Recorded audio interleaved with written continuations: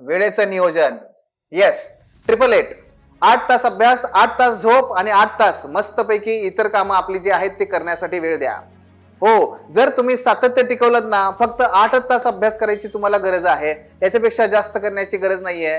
तो विसरून जा. लोक तुम्हाला जे सांगतात 10 तास, 12 तास, 15 तास, हा ठीक आहे ना, परीक्षेच्या अगोदरचे 2 महिने मी करेन, पण परीक्षेला अजून 1 वर्ष लागलंय, त्याचं तुम्ही अजून मला काय म्हणताय, नाही आतापासून 15 तास अभ्यास केला पाहिजे तो. असं नाहीये. 8 तास, 8 तास छान अभ्यास करा, प्रोडक्टिव्हिटी हायेस्ट असू द्या बस. आणि 8 तास मस्तपैकी झोप घ्या, तरी 8 तास अजून शिल्लक राहतात. बघा आता काय करायचं तसं. नाही त्यातही आपण सांगतो तुम्हाला, हा चांगल्या पद्धतीने काम करूया त्याच्यामध्ये. अवांतर वाचन वगैरे आपल्याला सगळ्या गोष्टी करायच्याच आहेत.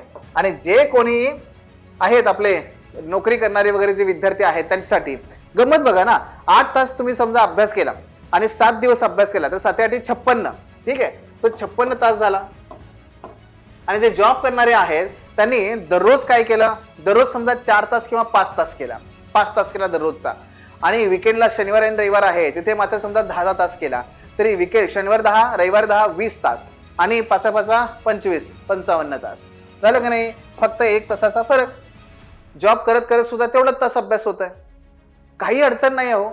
शेवटी कसं असतं, प्रोडक्टिव्हिटी महत्वाची आहे, तुमचं कॉन्सन्ट्रेशन किती महत्वाचं आहे. नुसता अभ्यास करत जातोय पण ह्याचा कंटिन्यू ह्याच्यासमोर मोबाईल आहे, मालिका बघतोय, रील बघतोय, शॉर्ट बघतोय, नाहीतर काहीतरी विचारामध्ये गुंतून पडलाय. 99% विद्यार्थी माझ्याकडे जेव्हा येतात तेव्हा त्यांचा सगळ्यात मोठा लॅकुना, प्रॉब्लेम आणि अडचण कोणती माहितीये, over thinking. Sir random thoughts इतके येतात की काही कळतच नाही काय करावं.